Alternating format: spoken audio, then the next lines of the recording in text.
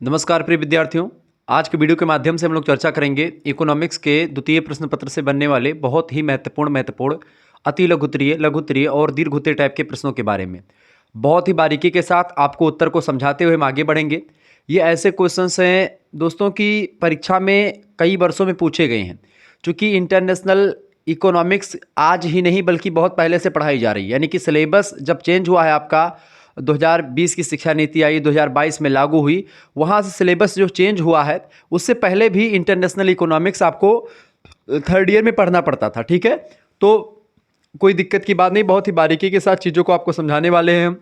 2025, 2026, 27 इन सभी में ये लेक्चर बहुत ही महत्वपूर्ण होगा। तो अर्थशास्त्र का सेकंड पेपर अंतर्राष्ट्रीय अर्थशास्त्र आपको पढ़ना है। ठीक है, ये बात आप ध्यान रखेंगे।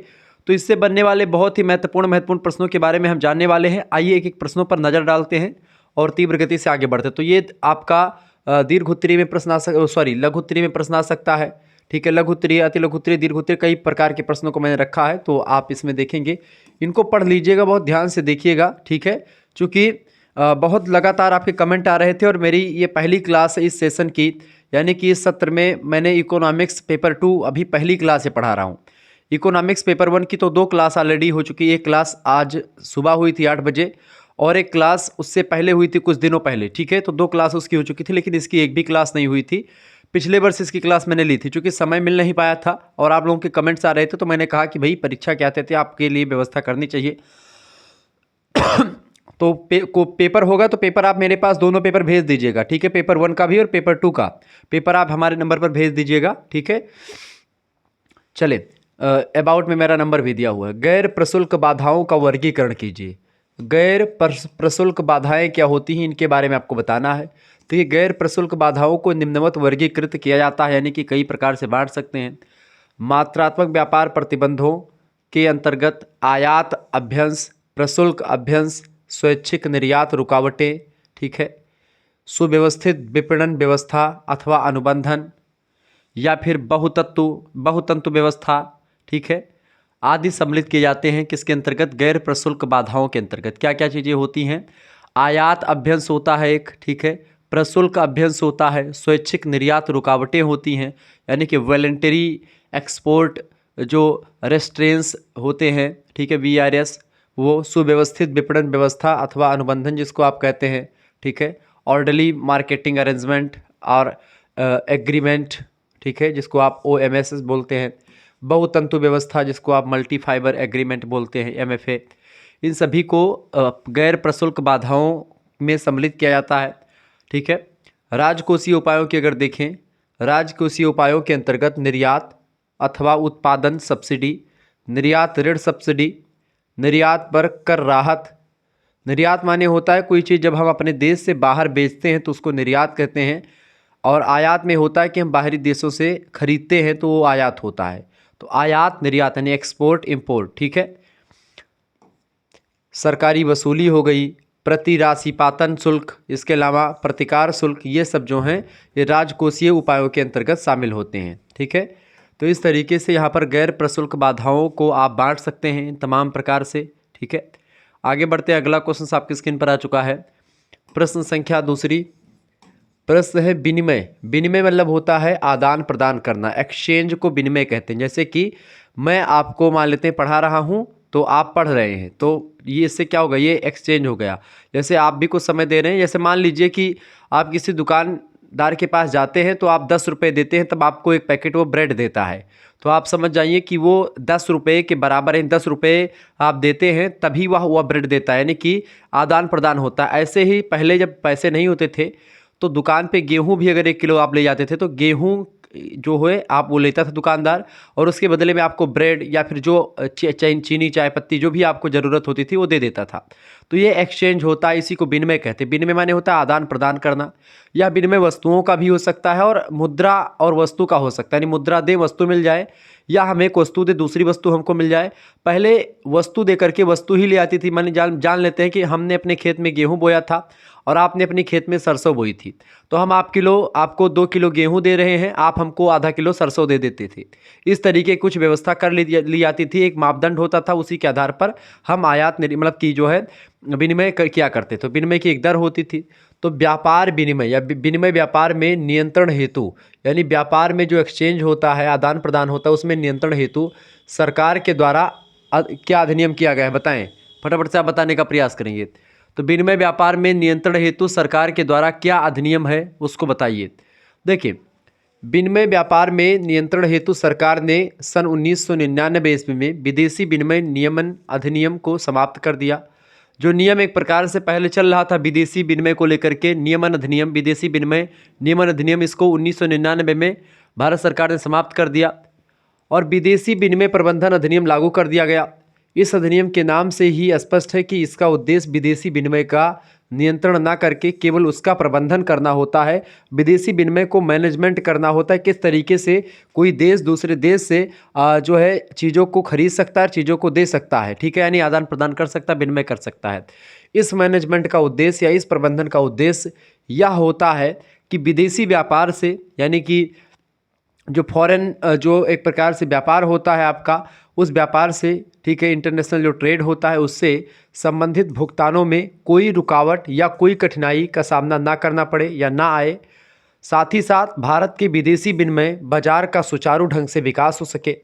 इस क्रम में सर्वप्रथम रुपये की चालू खाते पर आंशिक परिवर्तनीयता लागू की गई। बाद में चालू खाते पर रुपये की पूर्ण परिवर्तनीयता लागू की गई। पूंजी खाते की परिवर्तनीयता पर प्रारंभ में संदेह बना रहा। संदेहों को दूर करने के लिए भारतीय रिजर्व बैंक, यानी कि रिजर्व बैंक ऑफ इंडिया ने सन 1997 में श्री एस तारापोर की अध्यक्षता में एक समिति बनाई। इसी को तारापोर समिति कहा जाता है, चूँकि तारापोर ने इसकी अध्यक्षता करी थी। तो तारापोर समिति ने यह सिफारिश दी कि पूंजी खाते में पूर्ण परिवर्तनीयता प्राप्त करने से पूर्व राजकोषीय घाटे को कम करने, स्फीति को नियंत्रित करने तथा वित्तीय क्षेत्र को मजबूत करने की बात कही गई। यानी कि राजकोषीय घाटा को कम किया जाएगा या उस पर ध्यान दिया जाएगा कि राजकोषीय घाटा हमको हमारा कम हो, यानी बढ़ोतरी हो उसमें, ठीक है, लाभ में बढ़ोतरी हो, घाटा कम हो।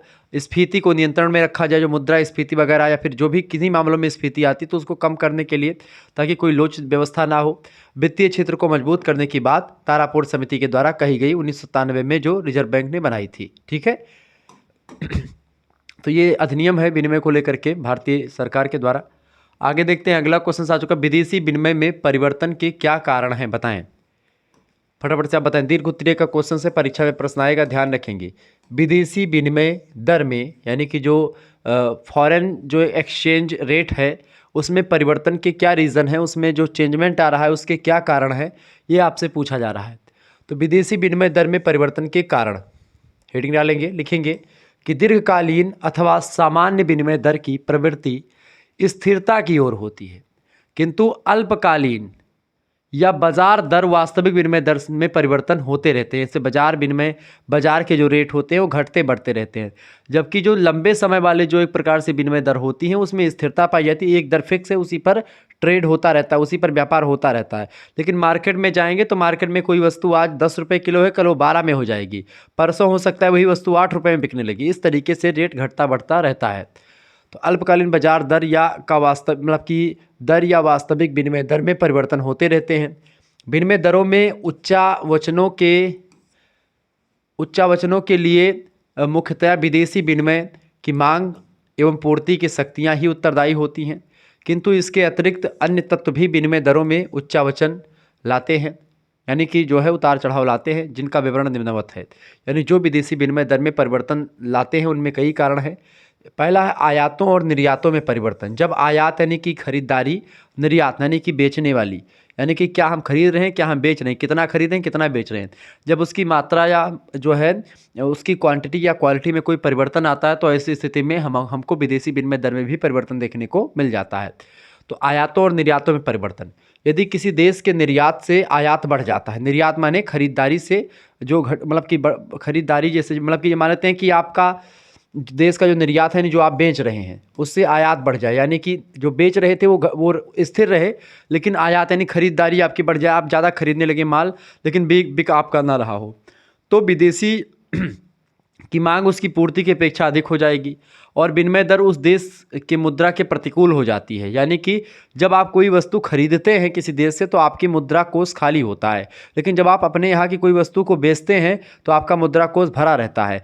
यानी कि आपकी मुद्रा के प्रतिकूल प्रभाव डालेगा जब आपका जो है आयात बढ़ेगा और निर्यात स्थिर रहेगा या निर्यात घटेगा। ठीक है, निर्यात अगर बढ़ता है तो ठीक बात है, ठीक है, तो वहाँ पर मुद्रा आपके अनुकूल रहेगी और मुद्रा आपकी बढ़ेगी भी।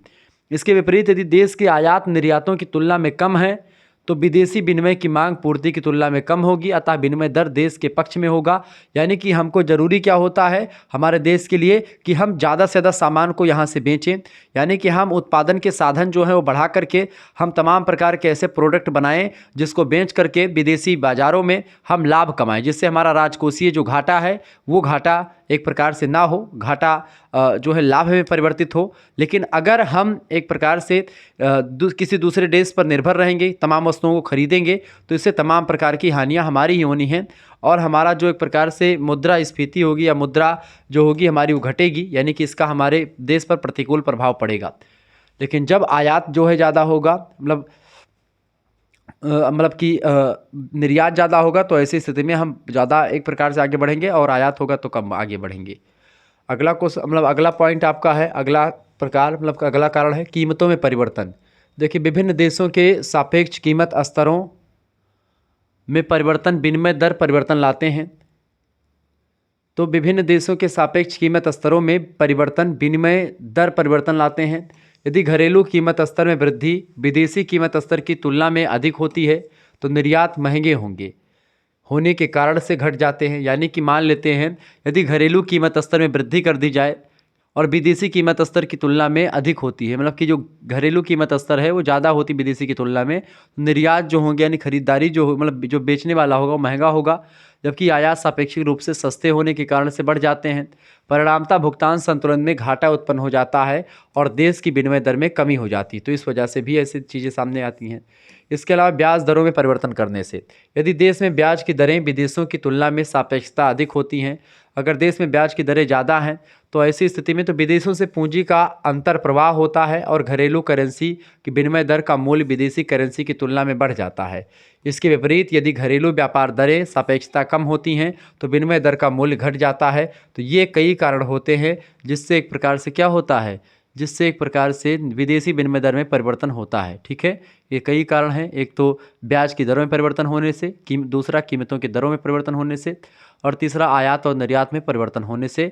ठीक है, ब्याज की जो एक प्रकार से वो होती क्या नाम है विदेशी विनिमय दर होती उसमें परिवर्तन हो जाता है। अगला क्वेश्चन आपकी स्क्रीन पर आ चुका है, फटाफट से आप देखने का प्रयास करेंगे। बहुत ही ज़बरदस्त क्वेश्चन आ चुका है। प्रश्न है, भुगतान संतुलन में समायोजन किस प्रकार होता है? भुगतान संतुलन में समायोजन किस प्रकार होता है बताएं।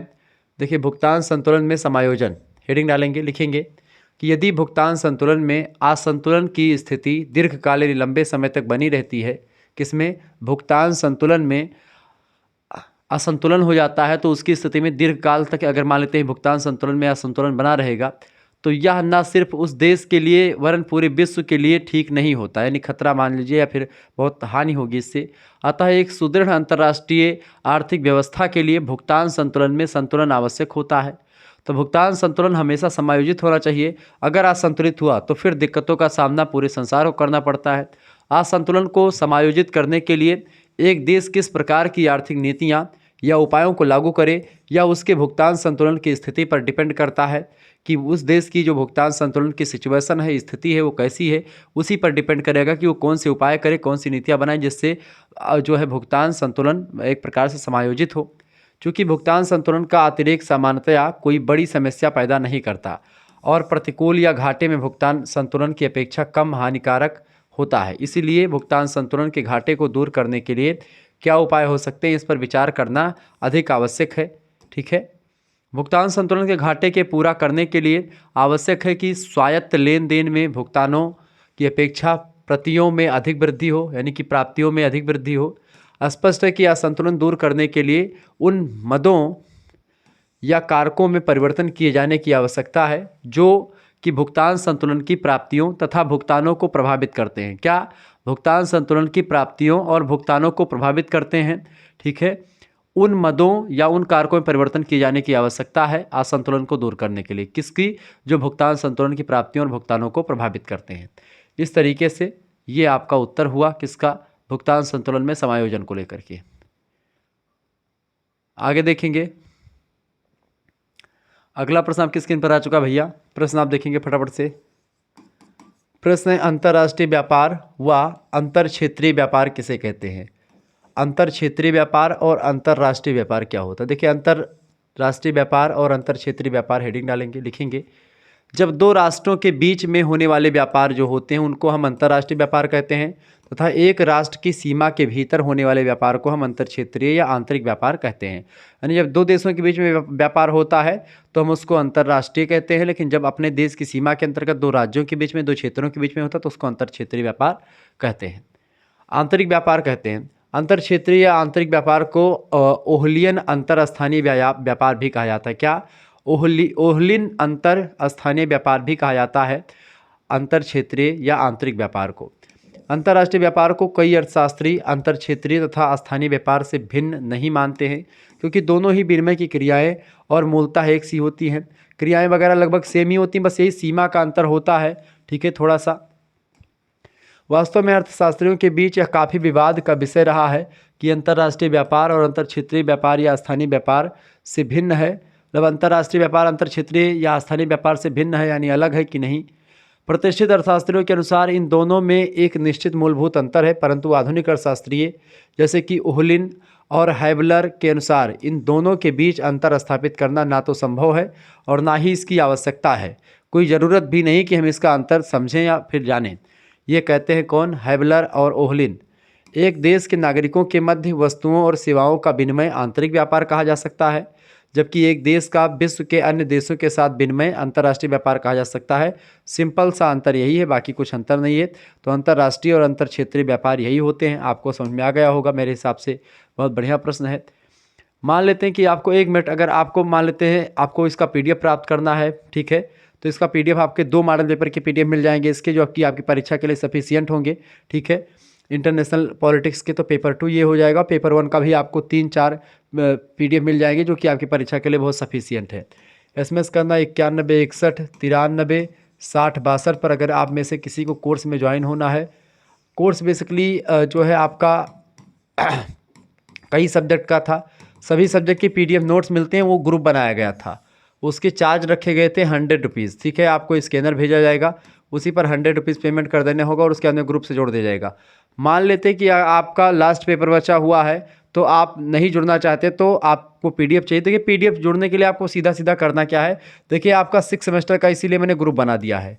जो बच्चे सोचते हैं कि हमको 5th सेमेस्टर में अगर अभी लेंगे तो हमारा 100 रुपये चले जाएंगे और मैं 1-2 पेपर ही दे पाऊँगा, उनके लिए व्यवस्था यही कि भाई आप जो है 5th और 6th सेमेस्टर का, आपके कितने भी 5th सेमेस्टर में हैं प्लस में आप 6th सेमेस्टर में हैं, तो 6th सेमेस्टर में चूंकि आप जाएंगे डायरेक्टली, ठीक है, और इसमें को करिकुलर से लेकर के आपका जो आपका दोनों सब्जेक्ट के दोनों पेपर होंगे उनकी तैयारी होगी, तो 6th सेमेस्टर की तैयारी पूरी आपकी, ठीक है, 100 रुपीज़ में वैसे मिलेगी और 5th सेमेस्टर की भी वैसे 100 रुपीज़ में है, लेकिन दोनों आपको मिल जाएंगे मात्र 150 में, यानी 50 रुपये की आपकी छूट कर दी गई है।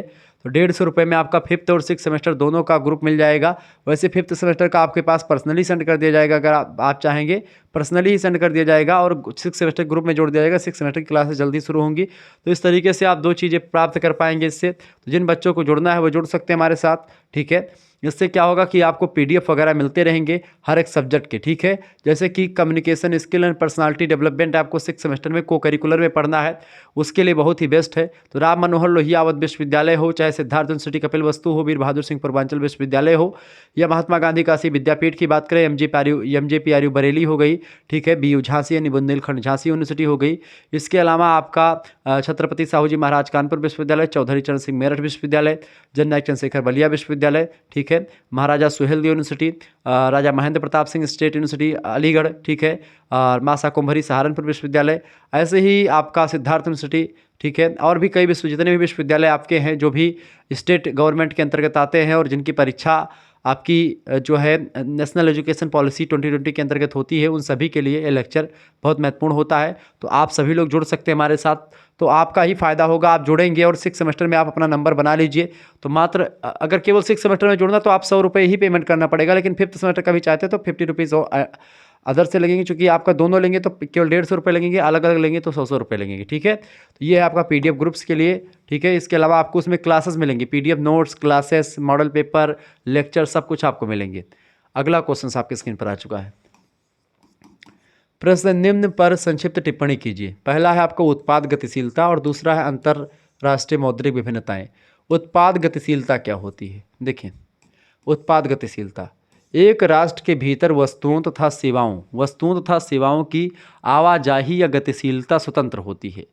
यह गतिशीलता सिर्फ भौगोलिक दूरी या परिवहन लागत के द्वारा सीमित होती है, परंतु दो राष्ट्रों के बीच वस्तुओं तथा सेवाओं की गतिशीलता पर अनेक मानवजनित प्रशुल्क और गैर प्रशुल्क अवरोध होते हैं। जैसे कि मान लेते हैं उत्पाद गतिशीलता में, जैसे कि एक उत्पाद को आपको किसी दूसरे, अपने भारत में ही है, एक गांव में आप कोई चीज़ उगाते हैं, आप दूसरे गांव में, आप जो है दूसरे प्रखंड में, दूसरे ब्लॉक में या दूसरे ज़िले में जाकर के बेचते हैं, तो आपको ज़्यादा चार्ज नहीं देना पड़ता, ज़्यादा शुल्क नहीं लगता है। लेकिन जब यही चीज़ हम किसी दूसरे देश में जाकर के बेचते हैं तो उसमें तमाम टैक्स लगते हैं, तमाम प्रकार के टैक्स देने पड़ेंगे, उसके बाद में आप फिर बेच पाएंगे। ठीक है, तो भारत में जो आपका उत्पाद गतिशीलता है वो हमेशा से होती रही है। भौगोलिक दूरी यानी कि एक स्थान से दूसरे स्थान पर जाकर के हम जो वस्तुओं को बेचते हैं, तो अगर अपने राज्य में बेचेंगे तो हमको शुल्क नहीं देना पड़ेगा, लेकिन राज्य से, अपने देश से बाहर बेचेंगे तो हमको शुल्क देना पड़ेगा। और उसमें तमाम प्रकार की मानवजनित प्रशुल्क तथा गैर प्रशुल्क अवरोध उत्पन्न होते हैं, जो कि वस्तुओं की अंतर्राष्ट्रीय गतिशीलता को न सिर्फ सीमित कर देते हैं बल्कि इसे अंतर्राष्ट्रीय गतिशीलता से भिन्न प्रकार का बना देते हैं। फिर अंतर्राष्ट्रीय व्यापार में प्राकृतिक अवरोध जैसे भौगोलिक दूरी तथा परिवहन लागत भी काफ़ी हो जाती है, इससे चीज़ें महंगी भी हो जाती हैं। राजनीतिक सीमाओं का अस्तित्व अंतर्राष्ट्रीय व्यापार और भुगतान का नियंत्रण और नियमन विभिन्न रूपों में करता है, जैसे कि प्रशुल्क कोटा, ठीक है, प्रशुल्क हो गया, कोटा, विनिमय नियंत्रण, विदेशी व्यापार अधिनियम और नियंत्रण के अति सूक्ष्म उपाय जिसे प्रशासनिक संरक्षणवाद कहा जाता है, ये सब इसमें शामिल होता है। ठीक है, दूसरा आपका होता है, तो ये हो गया आपका उत्पाद गतिशीलता। दूसरा पॉइंट था अंतर्राष्ट्रीय मौद्रिक विभिन्नताएं। अंतर्राष्ट्रीय मौद्रिक विभिन्नताएं भी आपको पता होगी, कई सारी हैं, जैसे कि अंतर्राष्ट्रीय मौद्रिक विभिन्नताएं अंतर्राष्ट्रीय लेन देनों में अनेक प्रकार की जटिलताएं और अवरोध पैदा करती हैं, जो कि घरेलू व्यापार तथा विनिमय में नहीं होता। जैसे घरेलू व्यापार में आपने कोई चीज़ दिया तो रुपया चलता है, तो रुपया का कीमत वही है पूरे भारत में, तो ऐसे में हम एक वस्तु दूसरे वस्तु को एक उसके मूल्य के अकॉर्डिंग दे ले सकते हैं, उसमें कोई दिक्कत नहीं होती है। एक राष्ट्र के अंदर मौद्रिक कानून तथा वित्तीय प्रणाली व व्यवस्था सभी क्षेत्रों में एक ही तरह की होती है, यानी एक ही रुपया चलता है, जबकि आंतरिक या अंतर क्षेत्रीय व्यापार विनिमय के माध्यम से किए जाते हैं के लिए मूल्य के मापन के लिए एक ही करेंसी का प्रयोग होता है भारत में, एक ही देश के अंतर्गत, जिससे विनिमय काफ़ी आसान होता है। स्वतंत्र राष्ट्रीय मौद्रिक प्रणाली के कारण से विभिन्न देशों की मुद्राओं को एक निश्चित अनुपात में विनिमय की आवश्यकता बनाते हैं, जबकि अंतर्राष्ट्रीय जो मौद्रिक विभिन्नताएं होती हैं उसमें आप देखते हैं किसी देश का मुद्रा डॉलर में है, किसी का किसी में है, किसी का यूरो है, किसी का करेंसी, मतलब अलग अलग सबकी करेंसी होती है। ठीक है, तो ऐसे में दिक्कतों का सामना करना पड़ता है। जैसे कि मान लेते हैं अमेरिका में आपको व्यापार करना, तो अमेरिका का $1 जो होता है भारत के 80 या 84 रुपये के बराबर होता है, 84 या 85 रुपये के बराबर होता है आजकल। ठीक है, 84 रुपये के। तो इस तरीके से क्या होगा कि उसमें थोड़ा सा टैक्स वगैरह या फिर जो भी बात मतलब होगा, तो उसको लेकर के बड़ा वो होता है कि भाई डॉलर होगा, पैसे में लेन देन होगा, उसको बड़ी रणनीतियाँ करनी पड़ती। तो यही होता है आपका मौद्रिक, जो एक प्रकार से अंतर्राष्ट्रीय मौद्रिक विभिन्नताएँ, जबकि अंतर क्षेत्रीय में कोई दिक्कत नहीं होती है। प्रश्न आ चुका, अंतर्राष्ट्रीय व्यापार के प्रतिष्ठित सिद्धांत की मान्यताएं बताएं। दीर्घ उत्तरीय का प्रश्न है भाई, अंतर्राष्ट्रीय व्यापार के प्रतिष्ठित सिद्धांत की मान्यताएं क्या हैं? देखें, अंतर्राष्ट्रीय व्यापार के प्रतिष्ठित सिद्धांत की मान्यताएं निम्न प्रकार से हैं, क्योंकि वास्तविक जगत में चीज़ें काफ़ी जटिल हैं और तेज़ी से बदलती रहती हैं, इसलिए प्रत्येक आर्थिक सिद्धांत कुछ निश्चित मान्यताओं पर आधारित होते हैं, जो कि वास्तविकता के ही सरलीकरण के रूप में होते हैं। अंतर्राष्ट्रीय व्यापार का प्रतिष्ठित सिद्धांत निम्नलिखित मान्यताओं पर आधारित है। वो मान्यताएं कौन कौन सी, आइए एक एक पॉइंट के माध्यम से जानने का प्रयास करते हैं। तो अंतर्राष्ट्रीय व्यापार के प्रतिष्ठित सिद्धांत की मान्यताओं में पहली मान्यता ये बाबू, ठीक है, पहली मान्यता है कि ये केवल दो देश हैं जो देश समरूप वस्तुओं का व्यापार करते हैं। ठीक है, पहली मान्यता। प्रतिष्ठित सिद्धांत कहता है कि केवल दो देश हैं जो दो समरूप वस्तुओं का व्यापार करते हैं। दूसरी, श्रम ही उत्पाद का एकमात्र साधन है। क्या? श्रम जो होता है उत्पादन का एकमात्र साधन होता है, श्रम के द्वारा ही उत्पादन होता है। अर्थात यह सिद्धांत मूल के श्रम सिद्धांत पर आधारित है। सभी श्रम इकाइयाँ समरूप होती हैं, यानी कि काम करने की जितनी भी इकाइयाँ हैं वो बराबर होती हैं। तीसरी मान्यता ये है प्रतिष्ठित सिद्धांत का अंतर्राष्ट्रीय व्यापार के, उत्पादन में पैमाने के स्थिर प्रतिफल की स्थिति है, यानी कि उत्पादन में पैमाना जो होता है वो स्थिर प्रतिफल की स्थिति में है। इसके अलावा परिवहन लागतें इसकी शून्य होती हैं। इसके अलावा उत्पादन के साधन देश के भीतर पूर्ण रूप से गतिशील तथा देश के मध्य पूर्ण रूप से अगतिशील होते हैं। इसकी वजह से मतलब ये सभी एक प्रकार से मान्यता है अंतर्राष्ट्रीय व्यापार का प्रतिष्ठित सिद्धांत के। इसके अलावा दोनों देशों में पूर्ण रोजगार है तथा पूर्ण प्रतियोगिता की स्थिति पाई जाती है, तभी ये होगा। अंतर्राष्ट्रीय व्यापार पर किसी प्रकार का प्रतिबंध नहीं है, अर्थात दो देशों में स्वतंत्र व्यापार हो रहा है और हो सकता है, ये भी प्रतिष्ठित सिद्धांत का मॉडल है अंतर्राष्ट्रीय व्यापार के। इसके अलावा दोनों देशों के मध्य वस्तु विनिमय प्रणाली के आधार पर व्यापार होता है, अर्थात मुद्रा के अस्तित्व की उपेक्षा की गई, यानी कि हम मुद्रा से नहीं बल्कि एक वस्तु हम आपको देंगे, उसके बदले आप हमको दूसरी वस्तु देंगे। ठीक है, ये होता है वस्तु विनिमय। इसके अलावा उपभोक्ता की रुचि कैसी है, यानी जो कंज्यूमर्स हैं उनकी उत्पादन के साधनों की मात्रा आदि को स्थिर मान लिया जाता है। तो ये तमाम प्रकार की मान्यताएं जो हैं उत्पादन मतलब उसकी क्या नाम है अंतर्राष्ट्रीय व्यापार के प्रतिष्ठित सिद्धांत की मान्यताएं जो होती हैं मान्यताओं पर आधारित हैं। इन मान्यताओं पर आधारित है प्रतिष्ठित सिद्धांत। ठीक है, ये तमाम मान्यताएं जो हैं लिखी हुई हैं, इनको आप सभी लोग नोट डाउन करते हुए चलेंगे, बहुत ही इंपॉर्टेंट है। वीडियो को 2 बार देख लीजिएगा, चूँकि समय अभाव होने की वजह से थोड़ा सा तीव्र गति से हमको आगे बढ़ना पड़ रहा है, तो आप वीडियो को दोबारा देख लीजिएगा। अगला क्वेश्चन आपकी स्क्रीन पर आ चुका है, मुक्त व्यापार की सीमाएं यानी लिमिटेशंस स्पष्ट कीजिए। मुक्त व्यापार की कई लिमिटेशंस हैं। ठीक है, सीमाएं देखिए, मुक्त व्यापार से लाभ के बारे में अभी हम अवगत हुए हैं। इससे हम यह सोच लेते हैं कि यही आदर्शात्मक स्थिति है कि भाई मुक्त व्यापार से हमको लाभ ही लाभ होता है। केवल मुक्त व्यापार से केवल लाभ नहीं होता, एक चीज़ से अगर लाभ होता तो उसके नकारात्मक फैक्टर भी होते हैं। कोई भी दुनिया की ऐसी चीज़ नहीं जो केवल आपको लाभ दे, यानी जो चीज़ें आपको लाभ देती हैं वही आपको कष्ट मतलब कि वो आपको हानि भी देती हैं। यानी जो व्यक्ति आपको जीवन में सुख देता है, कुछ क्षणों के बाद में वही व्यक्ति दुख का कारण बनता है। जो वस्तुएं आज आपको सुख दे रही हैं वही वस्तुएं कल को आपको दुख दे सकती हैं। तो ऐसे में सुख और दुख एक ही सिक्के के दो पहलू हैं। ऐसे ही आपका जब भी किसी चीज़ की बात होती तो लाभ और हानि भी उसके दोनों फैक्टर होते हैं। तो मुक्त व्यापार की सीमाओं में सबसे पहली बार जब हम लाभ पढ़ते हैं तो लगता है कि भाई बस मुक्त व्यापार में हमको लाभ ही लाभ होता है, किंतु मुक्त व्यापार की अपनी सीमाएं हैं जिसके कारण से हमें अपेक्षित परिणाम प्राप्त नहीं होता। कभी कभी अनुभव तो यही बताता है कि जैसे जैसे दुनिया मुक्त व्यापार की ओर अग्रसर हो रही है, विकसित और विकासशील देशों के बीच की खाई और चौड़ी होती जा रही है। यानी कि जो अमीर देश हैं अमीर होते जा रहे हैं, गरीब देश गरीब होते जा रहे हैं। बहुराष्ट्रीय कंपनियों का जाल विकासशील देशों में फैलता जा रहा है, यानी कि जो बड़ी बड़ी कंपनियां हैं वो बड़े बड़े देशों में विकासशील देशों में ही स्थापित हो रही हैं। छोटे देश में कोई आने को तैयार नहीं है।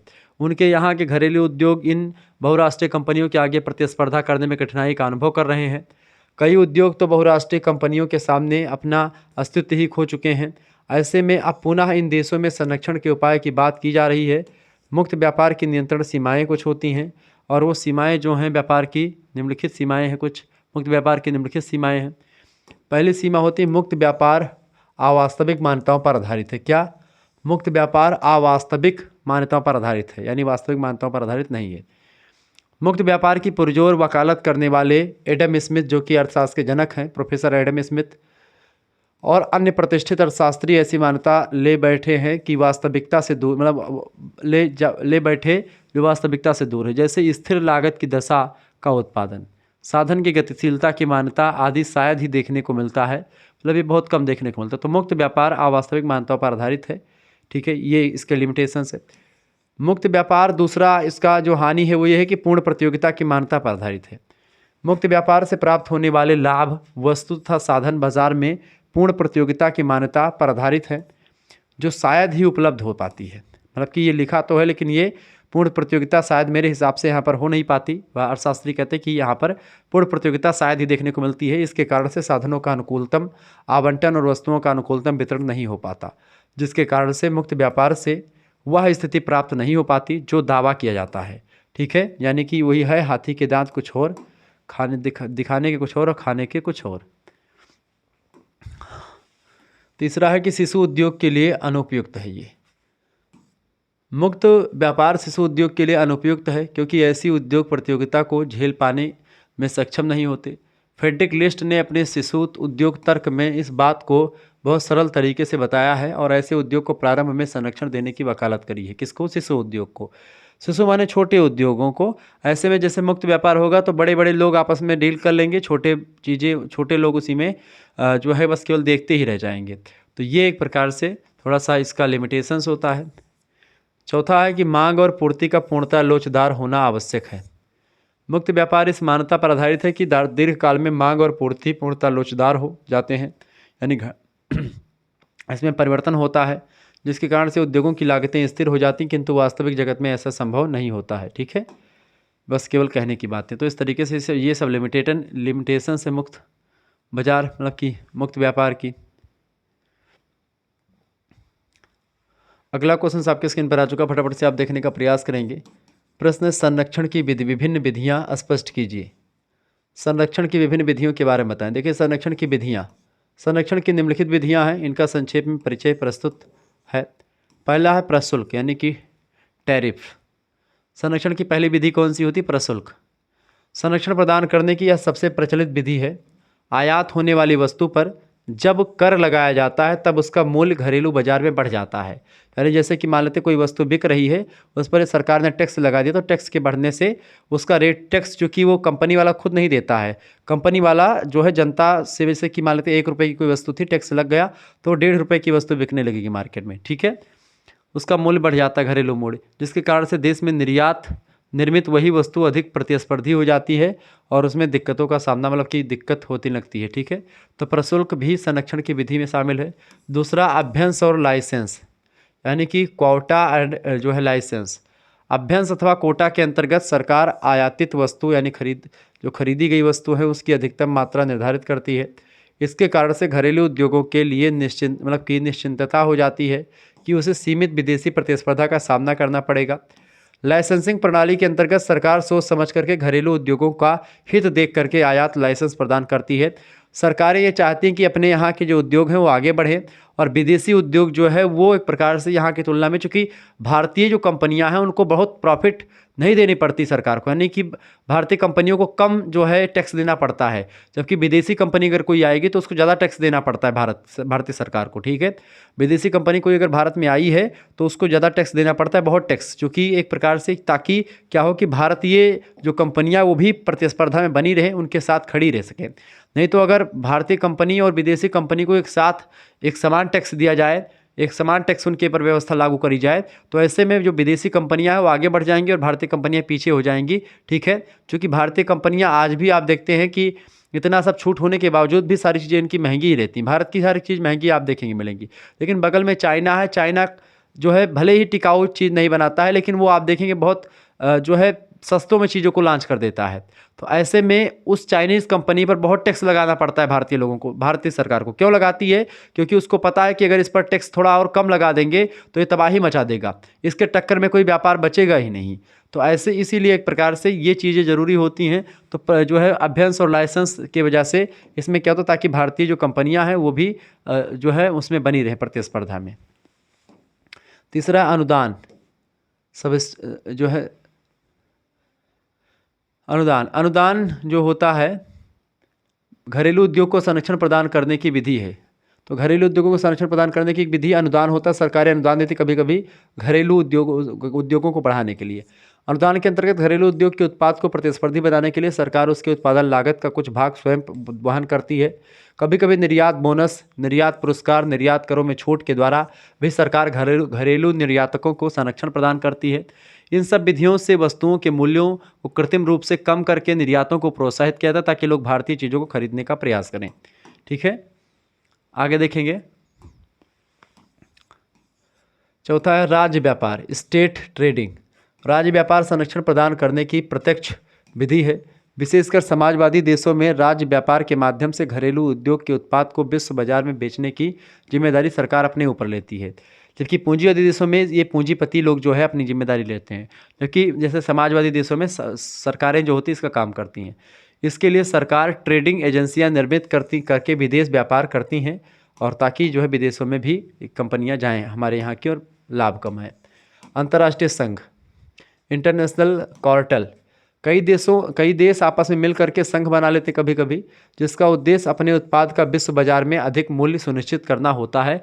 कई देश आपस में मिल करके किसी प्रोडक्ट पर काम कर रहे हैं और वो संघ में निर्मित होकर के कोई सामान वो विदेशी व्यापार, जैसे कि एशिया के लोगों ने मिलकर के संघ बना लिया, या दक्षिण एशियाई देशों ने मिलकर के, या फिर अमेरिका के लोगों ने, इस तरीके से अलग अलग देश मिलकर के इकट्ठा एक संघ बनाते हैं और संघ के अकॉर्डिंग जो है चीज़ों को महंगा करते हैं। तो विश्व बाजार में अधिक मूल्य सुनिश्चित करना होता है। ऐसे संघ को जो है कार्टेल कहा जाता है। उदाहरण स्वरूप तेल निर्यातक देशों का संगठन जो ओपेक है, एक प्रकार का कार्टेल है। अब ओपेक जो होता है, ये जो ये आप पेट्रोल डीजल या जो ये आपको मिलता है, ये सब वहीं से आता है, ओपेक देशों से, ठीक है। तो ओपेक देश जो हैं बेसिकली ये एक प्रकार से जो पेट्रोल का दाम कितना होगा ये डिसाइड करेंगे, और सभी देश, जो कि सभी देशों में पाया जाता है, सभी देश इनके खिलाफ काम नहीं, मतलब कि सभी देश एकजुट होकर के रेट जब मन होता घटा देंगे, जब मन होगा बढ़ा देंगे, ठीक है। वो अपने हिसाब से चीज़ें करेंगे, जिसका उद्देश्य विश्व बाजार में तेल का उचित मूल्य प्राप्त करना है। इससे घरेलू तेल उत्पादन कंपनियों को संरक्षण प्राप्त होता है, ठीक है। इस तरीके से ये चीज़ें बनाई गई हैं। तो ये एक प्रकार से क्या था, ये आपका बेटा संरक्षण की विभिन्न विधियां थी, जिससे सरकार भारतीय कंपनी या फिर जो अपने यहाँ की कंपनियां उनको आगे बढ़ाया जाए, प्रशुल्क के माध्यम से, अभ्यंतर से, लाइसेंस के माध्यम से, अनुदान के माध्यम से, राज्य व्यापार के माध्यम से और अंतर्राष्ट्रीय संघ बना करके, ठीक है। अगला क्वेश्चन आपके स्क्रीन पर आ चुका, फटाफट से आप देखने का प्रयास करेंगे। प्रश्न है, भारत ब्राज़ील दक्षिण अफ्रीका, इसको इब्सा कहते हैं, इब्सा संगठन, भारत ब्राज़ील दक्षिण अफ्रीका संवाद मंच, इब्सा का संगठन जो है, इसका फॉर्मेशन ऑफ इब्सा, ये एक प्रकार से इसका गठन कब हुआ था, तो इसके गठन को लेकर के हेडिंग डालेंगे। पहली पॉइंट ये कि जब 3 देशों के विदेश मंत्री 6 जून 2003 को ब्राज़ील में एकत्रित हुए और ब्राज़ीलिया घोषणा पत्र प्रकाशित किया गया, तो संगठन की स्थापना हुई और इसे भारत ब्राज़ील दक्षिण अफ्रीका संवाद मंच यानी इब्सा के नाम से जाना गया, ठीक है। इंडिया, ब्राज़ील, साउथ अफ्रीका, इसीलिए इसको इब्सा कहा जाता है, ठीक है। इब्सा का कोई निश्चित कार्यकारी सचिवालय या मुख्यालय नहीं है, सरकारी कार्यालय मुख्यालय इब्सा का नहीं है, एक संगठन है जो कि इसी व्यापार को लेकर के काम करता है। इब्सा राज्य और सरकार के प्रमुखों के अधिकतम शिखर सम्मेलन पर आधारित है। अब तक 5 भारत ब्राज़ील दक्षिण अफ्रीका संवाद मंच यानी कि इब्सा नेतृत्व शिखर सम्मेलन हो चुके हैं, मतलब कि 5 बार इसका जो है शिखर सम्मेलन हो चुका है। 2011 में 5वां इब्सा शिखर सम्मेलन दक्षिण अफ्रीका के प्रेटोरिया में आयोजित किया गया था। 6ठे इब्सा शिखर सम्मेलन की मेज़बानी भारत करेगा, यानी 2000 आप देखेंगे इसमें मतलब कि भारत ही करेगा। और क्या होगा, भारत ब्राज़ील दक्षिण अफ्रीका मंच संवाद मंच जो है, इसके उद्देश्य जो है कई सारे हैं, इसके उद्देश्य को समझते हैं। इब्सा का उद्देश्य है, पहला उद्देश्य देखिए, इब्सा दक्षिण सहयोग को बढ़ावा देने, यानी कि जो दक्षिण भारत के देश, मतलब जो देश हैं, खास करके दक्षिण सहयोग, यानी जो दक्षिणी गोलार्ध के देश हैं उनमें आपस में सहयोग रहे, क्योंकि उत्तरी गोलार्ध वाले जो हैं अपने आप का वो मतलब कि उत्तरी गोलार्ध वाले जो देश हैं वो दक्षिणी गोलार्ध वाले देशों को थोड़ा सा देख करके दूसरी टाइप का फील करते हैं। तो ऐसे में दक्षिण संवाद हो, चूँकि जैसे वो लोग अपने संगठन बनाए हैं उत्तरी गोलार्ध के लोग, ऐसे दक्षिणी गोलार्ध के लोग आपस में मिल करके तमाम संगठन बनाते हैं। तो दक्षिण सहयोग को बढ़ावा देने और विकासशील दुनिया के 3 प्रमुख महाद्वीपों, खास करके अफ्रीका, एशिया और दक्षिण अमेरिका के बीच समझ बढ़ाने के लिए 3 मूलभूत स्तंभों का प्रतीक है इब्सा। इसके अलावा सम्मेलन 3 देशों को कृषि, व्यापार और संस्कृति और रक्षा जैसे क्षेत्रों में सहयोग पर चर्चा करने के लिए एक मंच प्रदान करता है। साथ ही साथ इब्सा जो है, IBSA dialogue forum Bharat, Brazil और दक्षिण अफ्रीका की विदेश नीतियों में तेज़ी से प्रमुख होता जा रहा है लगातार।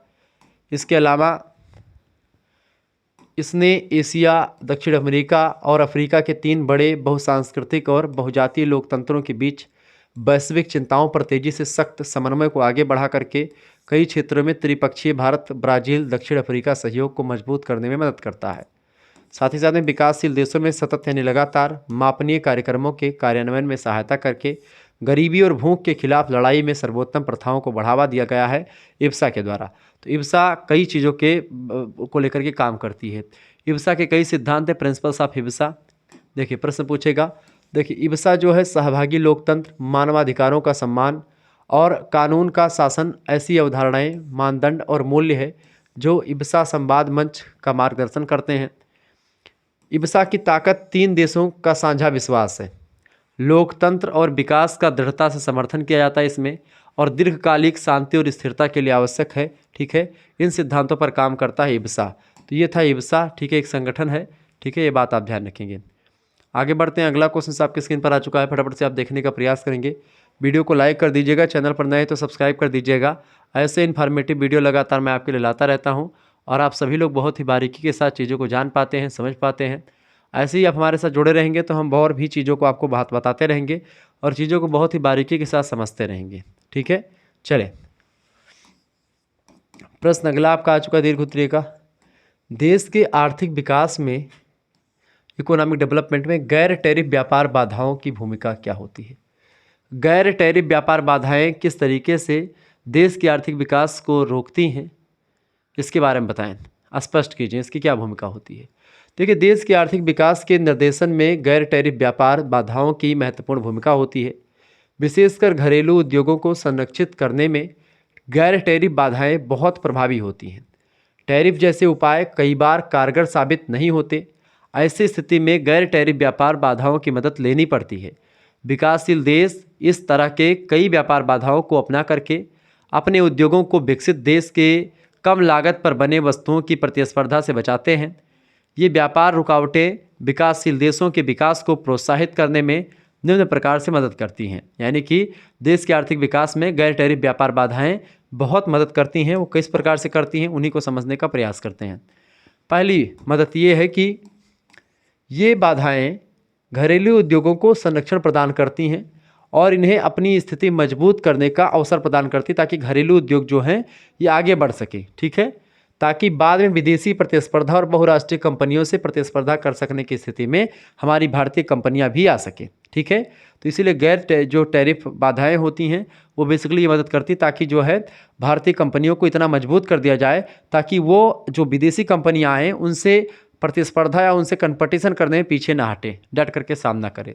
दूसरी बात, ये बाधाएं विकासशील देशों को, ठीक है, औद्योगिक आत्मनिर्भरता की प्राप्ति में मदद करती हैं और घरेलू उद्योगों को संरक्षण देकर के आयात प्रतिस्थापन उद्योगों की स्थापना करके इस तरह के व्यापार प्रतिबंध विकासशील देशों को औद्योगिक आत्मनिर्भरता प्राप्त करने में मदद करते हैं। तो इस तरीके से घरेलू उद्योगों को संरक्षण देना, उसको आगे बढ़ाना, उसको इस लायक बनाना कि वो विदेशी कंपनियों के समक्ष टिक पाए, ये एक प्रकार से बेसिकली जो है गैर टैरिफ व्यापार बाधाओं में की वजह से लाभ होता है। तीसरा पॉइंट, टैरिफ व गैर टैरिफ व्यापार बाधाएं विकासशील देशों के भुगतान संतुलन को सुधारने में मदद करती हैं। अधिकांश विकासशील देश प्राथमिक वस्तुओं के निर्यातक व औद्योगिक निर्मित वस्तुओं के आयातक होते हैं। ठीक है, प्रेबिस व सिंगर ने इनके प्रतिकूल भुगतान संतुलन के पीछे यही कारण माना है। टैरिफ व गैर टैरिफ व्यापार प्रतिबंध इनके लिए न सिर्फ राजस्व जुटाने में मदद करते हैं बल्कि इनके घरेलू उद्योगों के विकास में भी सहायक होते हैं। परिणाम स्वरूप आयात कम होता है और निर्यात बढ़ता है और देश विदेशी मुद्रा अर्जित करने की स्थिति में आ जाता है, जिससे भुगतान संतुलन की स्थिति में सुधार होता है। तो इस तरीके से जो गैर टैरिफ प्लान होते हैं, गैर टैरिफ जो एक प्रकार से बाधाएं होती हैं, व्यापार बाधाएं होती हैं, वह एक प्रकार से भारतीय जो उद्योग है उनको एक प्रकार से आगे बढ़ाने में मदद करती हैं। ठीक है, यह बात आप ध्यान रखेंगे ताकि भारत का जो व्यापार है वो आगे बढ़े और वो एक प्रकार से चीज़ों को जानने का प्रयास करे। ठीक है, और देश अब की स्थिति जो है सुदृढ़ हो सके।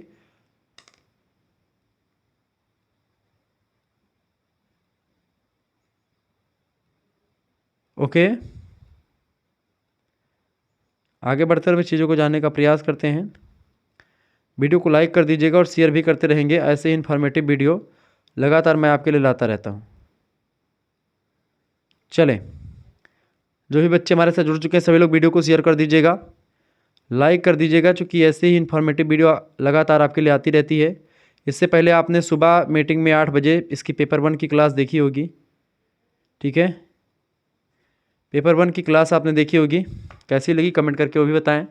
चलें, तो ये एक प्रकार से तमाम प्रकार की चीज़ें जो है इससे मिलती हैं। गैर टैरिफ जो बाधाएं होती हैं ये एक प्रकार से बहुत मदद करती हैं।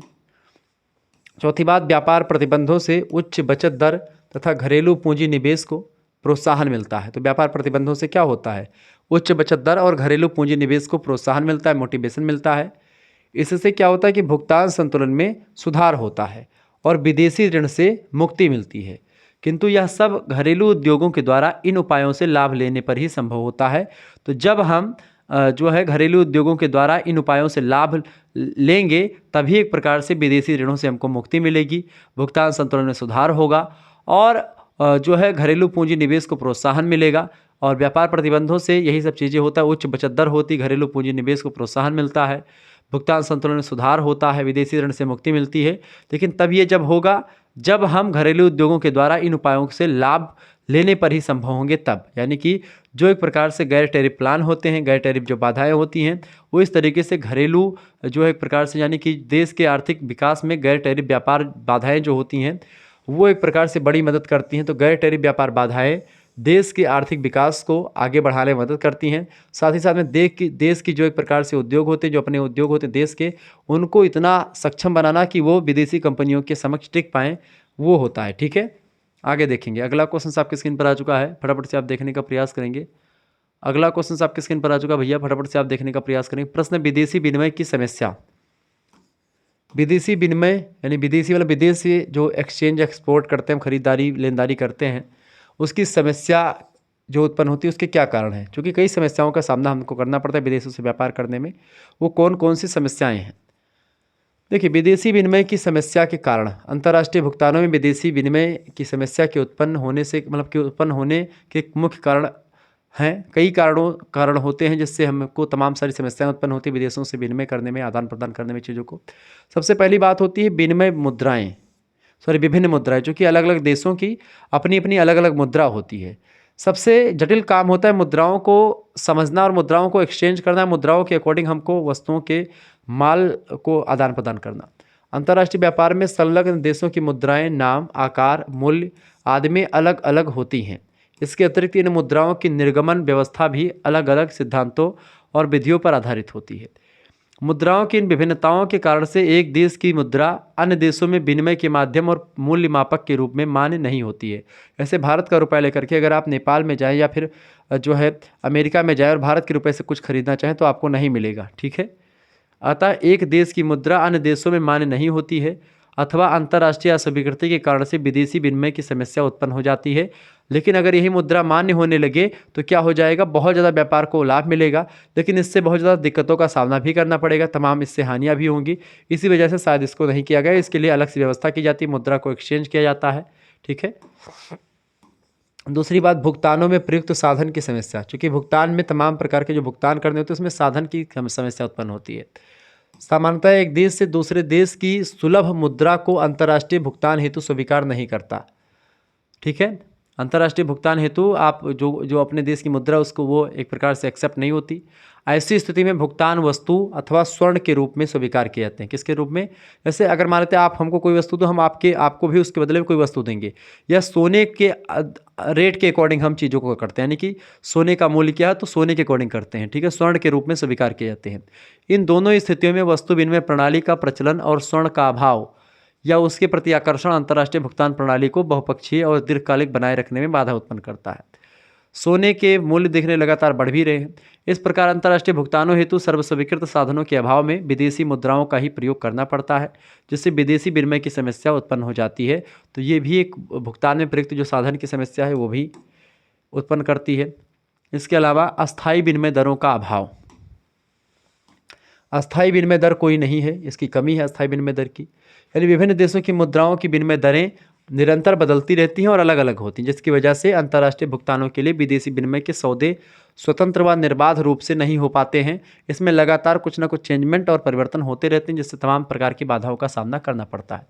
आयात निर्यात व्यवहार जोखिमपूर्ण हो जाता है, अतः विनिमय दरों में अस्थायित्व के अभाव के कारण विदेशी विनिमय की समस्या उत्पन्न होती है। ठीक है, ये बात आप ध्यान रखेंगे। मुद्राओं की मांग और पूर्ति में असंतुलन होता है।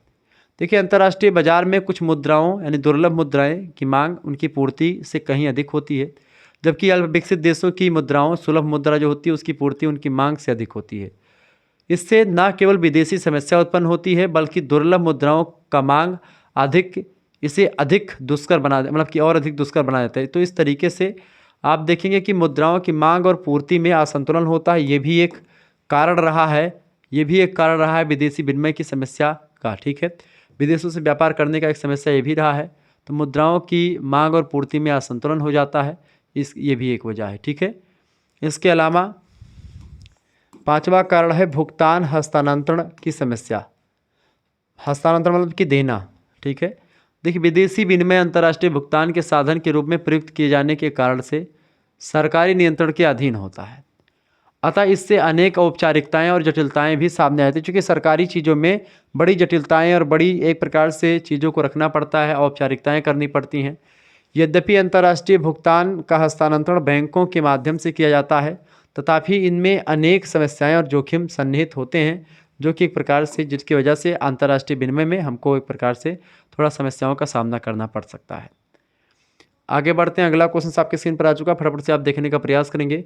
वीडियो को लाइक कर दीजिएगा और शेयर भी कर दीजिएगा। अगला क्वेश्चन आपके स्क्रीन पर आ चुका भैया। प्रश्न है, स्वैच्छिक निर्यात रुकावटें क्या होती हैं, बताएं। स्वैच्छिक निर्यात रुकावटें क्या होती हैं, फटाफट से आप बताने का प्रयास करेंगे। बढ़िया क्वेश्चन है, परीक्षा की दृष्टि से आपके बताएंगे भाई। स्वैच्छिक निर्यात रुकावटें क्या होती हैं, देखें। स्वैच्छिक निर्यात रुकावटें, वैल्यूअरी एक्सपोर्ट रेस्ट्रेंस, जिसको आप BRS बोलते हैं।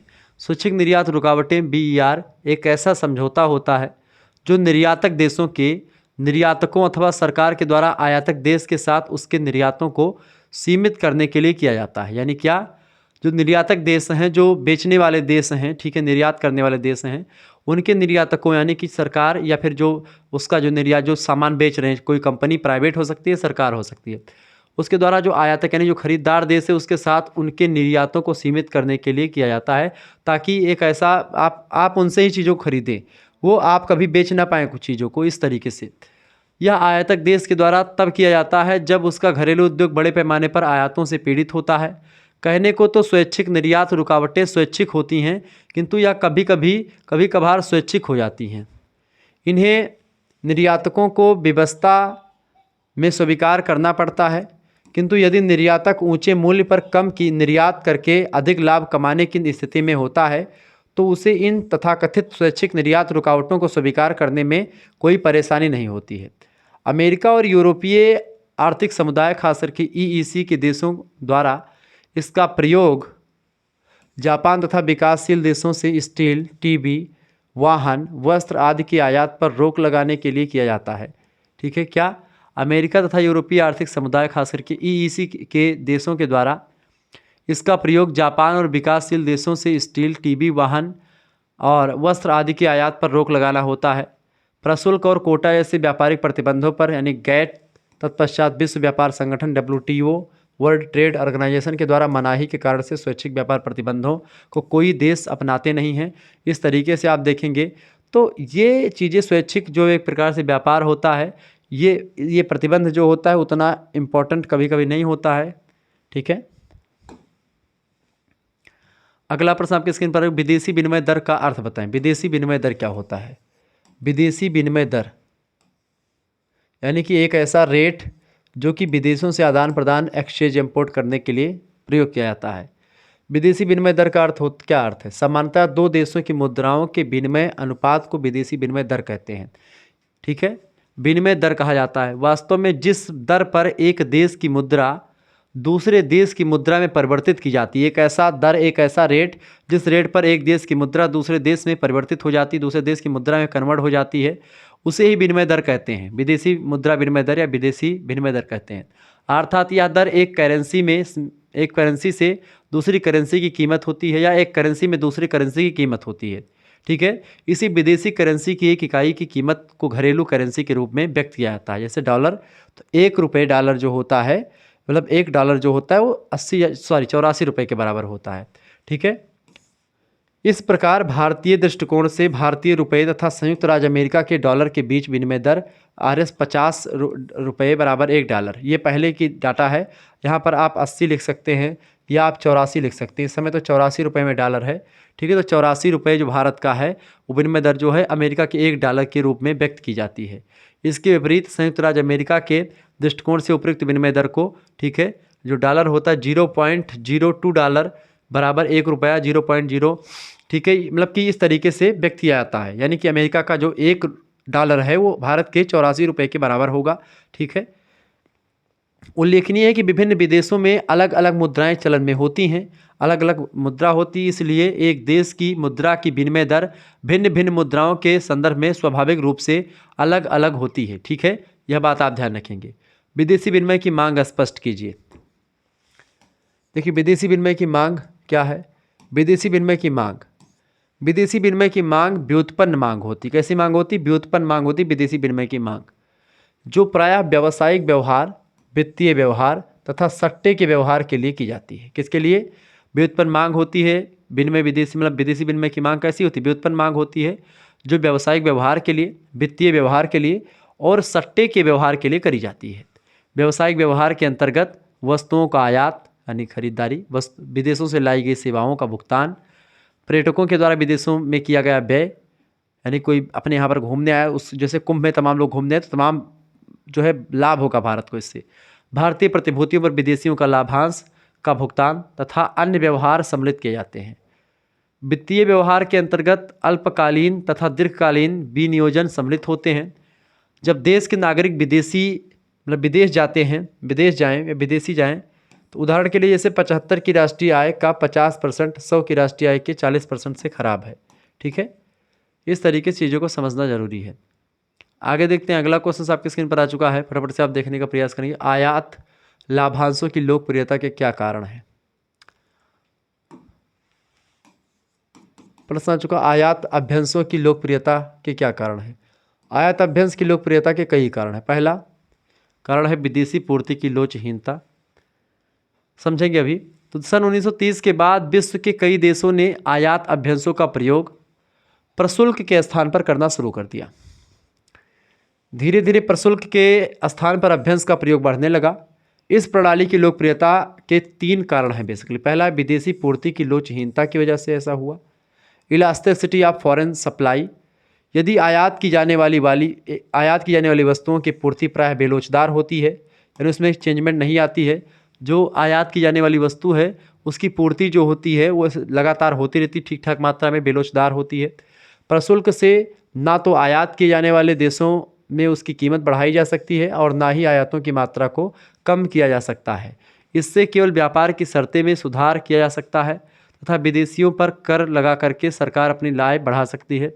किंतु यदि सरकार आयातित वस्तुओं की कीमतें बढ़ा करके आय का पुनर्वितरण करना चाहती है तो यह अभ्यंश प्रणाली से ही संभव होता है, क्योंकि बेलोचदार विदेशी पूर्ति आयातों की होने से आयातों पर अभ्यंश के द्वारा प्रतिबंध लगा करके ही घरेलू कीमतों में वृद्धि की जा सकती है।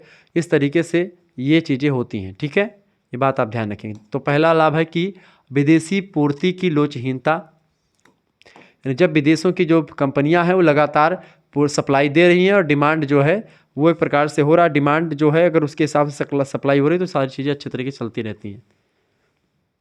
आयातों के प्रतिबंध की निश्चितता, ये क्या भाई? आयातों के प्रतिबंध की निश्चितता क्या है? यानी कि certainty of control over import. ठीक है, अब आयातों के प्रतिबंध की जो निश्चितता होती है यह भी एक प्रकार से डिसाइड करती है। क्या? आयातों के प्रतिबंध की जो निश्चितता होती है, ठीक है, यह एक कारण होता है किसका?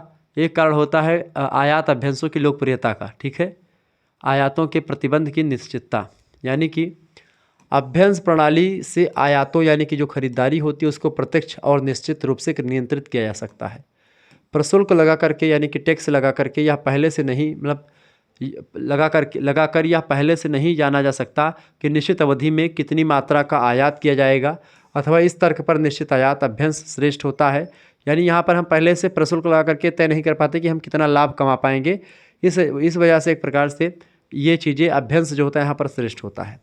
प्रशासन संबंधी लोच भी इसमें ज़रूरी होती है। एडमिनिस्ट्रेटिव फ्लेक्सिबिलिटी, अभ्यंशों की लोकप्रियता का तीसरा कारण यह है कि इनका प्रशासन अधिक लोचदार और प्रभावपूर्ण होता है। किसका? प्रशासन। अभ्यंशों की लोकप्रियता का तीसरा कारण क्या है कि अभ्यंश जो होते हैं इनका प्रशासन अधिक लोचदार होता है, लोचपूर्ण होता है, प्रभावशील होता है, इफेक्टिव होता है। इन्हें आसानी से लागू और परिवर्तित किया जा सकता है जबकि प्रशुल्क की दरों में परिवर्तन करने के लिए कानूनी अड़चनें जो होती हैं वो एक प्रकार से सामने आती हैं, जिससे लंबा प्रक्रिया बीत जाता है, लंबा समय लगता है, जिसकी वजह से हमको तमाम प्रकार की चीज़ों का सामना करना पड़ता है। तो इस तरीके से जो है आयात अभ्यंशों की लोकप्रियता इसी वजह से बढ़ी और प्रशुल्क किसी वजह से घटा। तो पहले प्रशुल्क के स्थान पर पहले प्रशुल्क होता था, अब जो है क्या है, अब आयात अभ्यंश होते हैं। ठीक है, तो ये एक प्रकार से 3 वजह से विदेशी पूर्ति की लोचहीनता, आयातों के प्रतिबंध की निश्चितता और प्रशासन संबंधी लोच, इसकी वजह से लोकप्रिय हुए हैं। इकोनॉमिक्स का पेपर 2 आज आप लोगों ने इंटरनेशनल इकोनॉमिक्स के बारे में वीडियो देखा, इंपॉर्टेंट प्रश्नों के उत्तर को समझा। अब इस वीडियो को 2 बार देखेंगे तो दिमाग में कुछ चीज़ें रुकेंगी और जाकर के आप कुछ लिख कर के आएंगे। जहाँ आपके लिए कुछ व्यवस्था नहीं थी वहाँ पर मैंने कुछ व्यवस्था कर दी, जो कि आपके लिए बहुत इंपॉर्टेंट है। साथ ही साथ में सेमेस्टर 5 की अगर बात की तो पेपर 1 में आपको जो है economic growth and economic development पढ़ना पड़ता है, तो उसके बारे में मैंने आपको ऑलरेडी बता रखा है। तो पेपर 1 कल आज सुबह 8 बजे क्लास हुई थी, तो इस वीडियो की भी जो है आप देख लीजिएगा, और जो आज की वीडियो हुई है इसको भी आप देख लीजिएगा। ठीक है, फिर मिलेंगे हम नेक्स्ट वीडियो में, तब तक के लिए जय हिंद, जय भारत। आप सभी का बहुत बहुत धन्यवाद हमारे से जुड़ने के लिए। इसी प्रकार से अपना प्यार हमेशा बनाए रखेंगे। वीडियो को लाइक कर दीजिएगा। तो आज की वीडियो के माध्यम से आपने अंतर्राष्ट्रीय अर्थशास्त्र के बारे में यानी इंटरनेशनल इकोनॉमिक्स के बारे में जाना, समझा और परखा। तो वीडियो को लाइक करेंगे, चैनल को सब्सक्राइब करेंगे। सभी दोस्तों से निवेदन है कि प्लीज़ चैनल के लिए अगर मैंने क्या, देखिए इस पर व्यूज़ ज़्यादा नहीं आएगा मुझे, कि इसलिए पता है क्योंकि इकोनॉमिक्स बहुत कम लोग पढ़ते हैं, और भी 5th सेमेस्टर में बहुत कम लोगों ने इकोनॉमिक्स लिया होगा, लेकिन फिर भी मैं लेकर के आया चूँकि कुछ बच्चे थे उनकी वजह से। तो जो कुछ भी देख रहे हो, तो आप जितने लोग देख रहे हो उतने तो लाइक कर दो। ठीक है, ये मैंने कहने का मतलब ये है, ताकि इसको लेकर के और भी वीडियोस लगातार 6th सेमेस्टर में भी मैं इकोनॉमिक्स पर वीडियो अधिक से अधिक मात्रा में बना पाऊँ। अगर आप इसको लाइक करेंगे, शेयर करेंगे, ठीक है, अच्छे अच्छे कमेंट आएंगे, तो मैं फिर 6th सेमेस्टर में और बेहतर करने का प्रयास करूँगा। क्लियर, धन्यवाद, मिलते हैं फिर नेक्स्ट वीडियो में। तब तक के लिए जय हिंद, जय Bharat, good night, I love you. Good night बेटा, सभी को गुड नाइट।